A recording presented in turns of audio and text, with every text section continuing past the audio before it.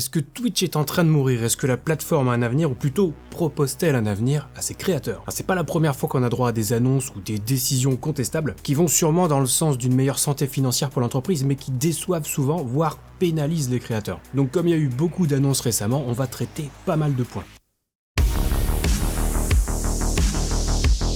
Alors on va s'attarder sur les nouvelles lignes de conduite concernant le contenu promotionnel, les nouvelles conditions d'utilisation de la plateforme, les TOS, mais aussi le nouvel accord de monétisation qui intéressera les affiliés et les partenaires. Parce que c'est tout ça qui me fait moi m'interroger et qui donne son titre à cette vidéo. En gros, est-ce que ce sont les bons choix ou est-ce que Twitch fait encore du caca? Et bien sûr, vous aurez remarqué que j'aime bien l'ironie. En ce qui concerne le contenu promotionnel, il y a eu donc des nouvelles annonces avec des nouvelles lignes de conduite établies et ça a beaucoup fait réagir la communauté. En réalité, je pense que c'était nécessaire et ça va d'ailleurs dans le sens de la récente loi sur les influenceurs proposée en France. Pour ceux qui ont suivi cette actu, il faudra donc simplement veiller à cocher cette nouvelle case avant de lancer un stream si vous faites du contenu sponsorisé. Donc à terme, on imagine que ça remplacera les hashtags ad ou sponsored. Et pour savoir quel type de contenu est considéré comme étant sponsorisé ou promotionnel, il y a une page d'aide sur le site Twitch qui donne quelques exemples de ce qui remplit les critères ou non. Alors, il y a également des points qui ont été supprimés pour l'instant, donc suite à la grogne de la communauté, par exemple limiter la taille du logo d'un partenaire à 3% de la surface de l'écran. Bon, entre nous, je trouve pas que ce soit franchement pénalisant. 3% d'une surface qui fait 1920 par 1080 pixels, ça fait 62 208 pixels, soit un carré d'environ 249 pixels de côté.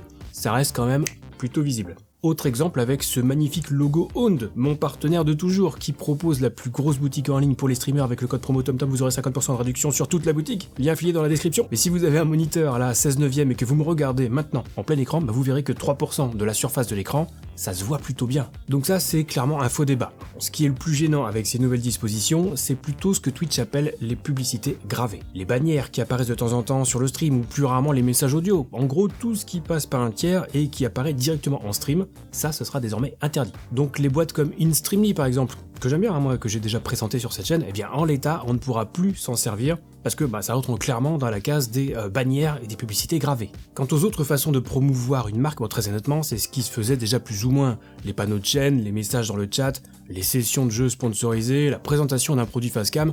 Bon, ça existait déjà, c'est ce qui se fait en majorité, donc bon, c'est pas très gênant. Ça, pour le coup, c'est vraiment pas l'annonce qui m'a fait bondir de mon fauteuil Ikea, mais ça touche quand même un peu à la liberté de création, notamment le fait que les bannières de pub soient interdites ou que les streams caritatifs soient potentiellement soumis à des contraintes supplémentaires. Mais voilà, encore une fois, moi je pense que c'était nécessaire et les créateurs devraient pouvoir s'adapter sans trop de difficultés à ces nouvelles règles. Alors on en vient au nouvel accord de monétisation qui a priori remplace l'ancien accord d'affiliation, mais aussi le contrat des partenaire Twitch. Et là pour le coup, il y a beaucoup plus de points qui me font tiquer que sur le contenu promotionnel. Cet accord est d'ailleurs à accepter sous peine de perdre son partenariat, et pour ceux qui sont dans l'attente, en théorie vous recevrez un mail dans les 120 jours qui précèdent la date anniversaire de votre contrat. Il faudra ensuite cliquer sur un bouton dans le mail, aller sur son dashboard Twitch, lire et accepter les nouvelles dispositions, et c'est tout. Enfin c'est tout. C'est tout pour accepter le nouvel accord, mais il y a des points qui sont vraiment surprenants. Comme le fait qu'il faille accepter de diffuser une certaine quantité de contenu live, de programmer des contenus de qualité en live, d'interagir régulièrement et d'échanger avec les viewers de votre chaîne Twitch et de leur répondre via le chat Twitch. Moi je vois pas bien comment on peut mesurer tout ça. Une certaine quantité de contenu live, ça fait combien en heures de stream? Et il faut répondre à combien de messages dans le chat? Qui est légitime pour dire si un programme est de qualité ou non? Voilà, je trouve la formulation catastrophique et c'est du classique Twitch ça, on est toujours dans le flou. Alors je vais m'attarder aussi un petit peu sur le cas des partenaires, ça intéressera forcément moins de monde, mais là je trouve qu'on atteint des sommets, vous allez voir. Twitch peut décider de suspendre ou de résilier votre accord si vous commettez un acte ou êtes impliqué dans une situation qui vous discrédite, suscite le mépris à votre égard, crée un scandale ou vous ridiculise. Et là, il y en a qui ont été au cœur de drama et je pense que d'un coup, là, ils ont les fesses qui font bravo. Mais c'est pas fini, il y a mieux. Twitch peut décider de suspendre ou de résilier votre accord si vous faites des déclarations ou prenez toute autre mesure qui dénigre, diffame, salit ou compromet la bonne volonté, le nom, la marque ou la réputation de Twitch, Amazon ou leurs sociétés affiliées respectives. Ça veut dire qu'on est à la limite d'avoir le droit de critiquer Twitch ou Amazon. Donc si je dis que Twitch fait de la merde et est dirigé par des bras cassés, ce qui est un constat, Je peux perdre mon partenariat? Mais allez vous faire foutre en fait, on est où là? Bon, je vais pas développer davantage, vous avez bien compris l'idée du gentil petit partenaire Twitch bien docile, et moi je dois surveiller ma tension, donc allez, next. Un mot sur la diffusion en simultané, le multistream. Notez que ce point n'est abordé non pas dans l'accord de monétisation, mais dans les conditions d'utilisation de Twitch. Ça veut dire que ça ne concerne pas uniquement les partenaires ou les affiliés, ça concerne absolument tous les streamers de la plateforme. Donc sauf autorisation écrite de la part de Twitch, il est désormais interdit à tous les streamers de streamer en même temps sur Twitch et un service similaire à Twitch. Donc YouTube Live, Kick, Facebook Gaming, Trovo, Theta, ce que vous voulez. En revanche, il est possible de streamer en même temps sur Twitch et un service mobile first, donc typiquement Instagram, TikTok. Et ça, c'est une réelle nouveauté parce qu'auparavant, ça ne touchait que les affiliés et les partenaires.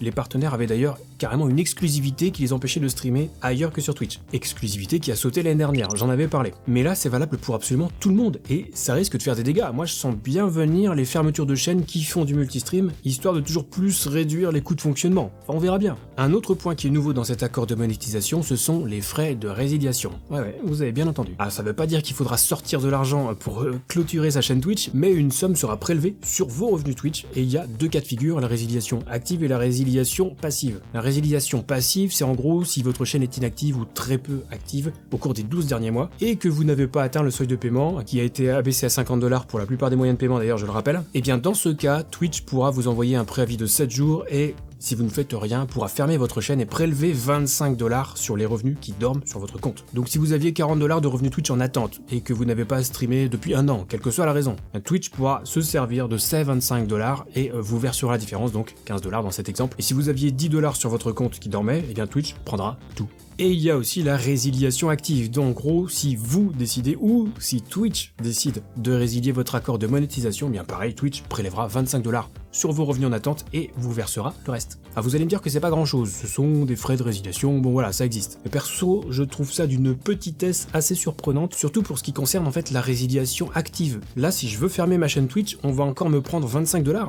C'est quand même pas très joli. Alors est-ce que Twitch fait ça volontairement pour envoyer des gens sur Kick, histoire de surcharger les serveurs et d'augmenter le coût de fonctionnement de Kick pour que la plateforme tombe? Ce qui voudrait dire d'ailleurs que Twitch, quelque part, a peur de Kick, sinon pourquoi faire ce move? Alors non, ce n'est qu'une hypothèse, c'est loin d'être la plus plausible et c'est littéralement impossible à confirmer. Toujours est-il que ce n'est pas la première fois que Twitch fait des choix contestables et c'est pas non plus la première fois que Twitch rétro-pédale suite à la grogne de ses utilisateurs. Après, je pense que ces changements n'auront finalement que très peu d'impact sur la position dominante de Twitch. Pour une raison qui est simple à mon sens, c'est que ça n'impacte pas directement les viewers. Ça jase beaucoup sur Twitter, sur les réseaux, ça fait parler les créateurs qui sont donc les premiers concernés, mais au final, l'utilisateur lambda qui vient regarder un stream pépère sur Twitch, ça change quoi pour lui? Pas rien. Il va continuer à consommer son contenu sur Twitch comme il a l'habitude de le faire. Si cet utilisateur est du style à papillonner d'un stream à l'autre, à binge-watcher des lives, a fortiori, ça ne le concernera pas. Mais admettons qu'un streamer décide de quitter Twitch. Si c'est un streamer que j'ai encore jamais découvert, ça changera rien pour le viewer que je suis, et ça paraît logique. Là où ça pourrait être plus dommageable, c'est pour les viewers faisant partie d'une communauté établie et soudée.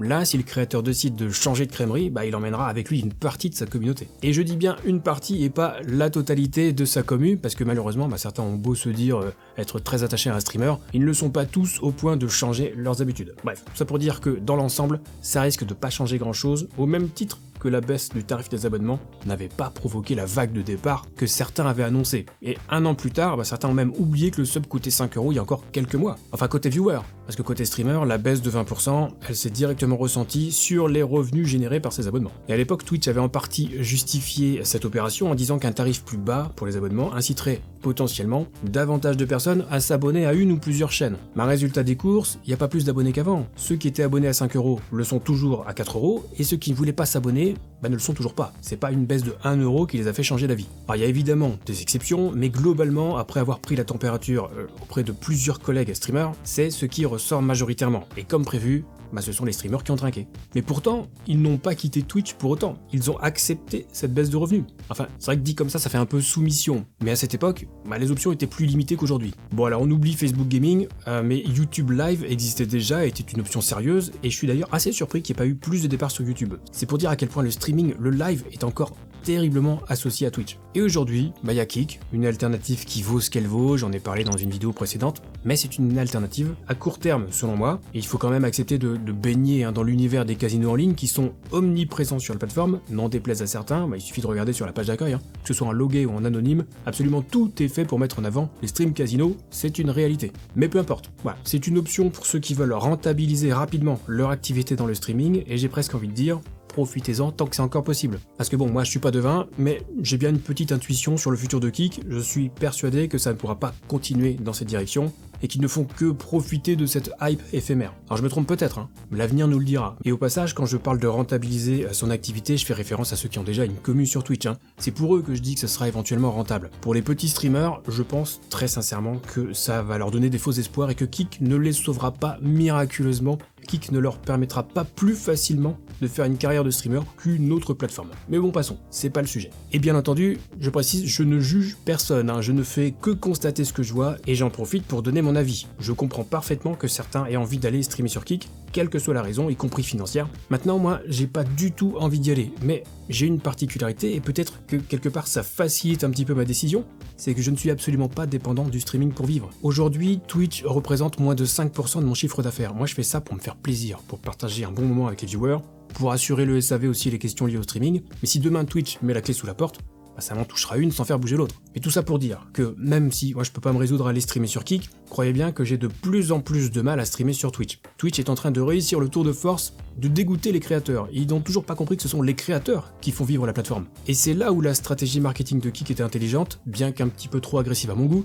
c'est qu'ils essayent de se mettre les créateurs dans la poche, à grands coups d'annonces, de répartition des revenus, de potentiels salaires pour les streamers. Et alors que le streamer qui charbonne depuis des années et qui n'a jamais rêvé d'avoir un revenu fixe, me jette la première pierre. Bref, je devais limiter la partie sur Kick, parce que j'en ai déjà parlé, mais bon, il y a tellement de choses à dire. Bon, voilà, on va revenir un petit peu sur Twitch. On va quand même préciser que Twitch a fait machine arrière en ce qui concerne les annonces qui ont donné lieu à toute cette réflexion juste avant. Et pour l'instant, on attend une éventuelle réécriture de ce qui concerne le contenu promotionnel, comme Twitch l'a annoncé sur Twitter quelques heures seulement après ces annonces. Bon, en fait, on avait très bien compris, il y avait même des images, c'était absolument clair, donc à moins de changer une virgule ou un terme pour se couvrir sur le plan juridique, y a rien qui va changer en fait. Enfin, à mon avis, on a là les nouvelles conditions d'utilisation et les nouvelles lignes de conduite du contenu promotionnel de Twitch, avec sa politique en matière de contenu sponsorisé, de monétisation, d'exclusivité, de ce qui est autorisé ou non. Allez, au revoir, merci monsieur dame. Donc léger retour en arrière parce que ça a râlé sur les réseaux sociaux, mais je doute très fortement qu'il y ait des changements majeurs, notamment en ce qui concerne le contenu promotionnel,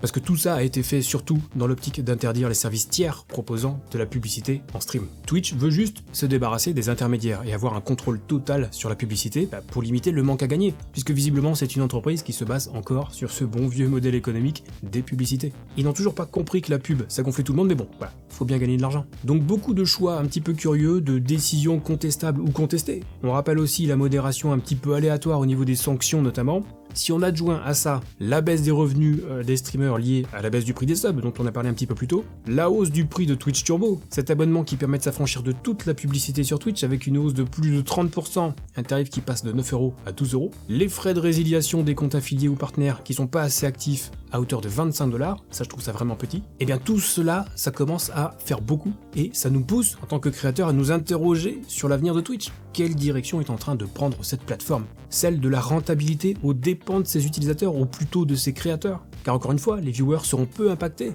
par tous ces changements, donc on peut comprendre les vagues de départ et la concurrence en profite pour faire sa com. Enfin surtout Kick. Et je trouve que YouTube est étrangement silencieux, ce qui pourrait laisser supposer que le streaming n'est bel et bien pas une priorité pour YouTube. Point d'interrogation. Donc beaucoup de questions, si vous voulez entrer dans cette réflexion avec moi, les commentaires sont là pour ça. Alors merci de rester, s'il vous plaît, ouvert d'esprit et dans le respect, comme d'habitude. Si Kick vous intéresse, je vous explique plus en détail, ici même, pourquoi ce n'est pas forcément la solution miracle. Nous on se retrouve très vite pour une prochaine vidéo, et d'ici là, bon stream.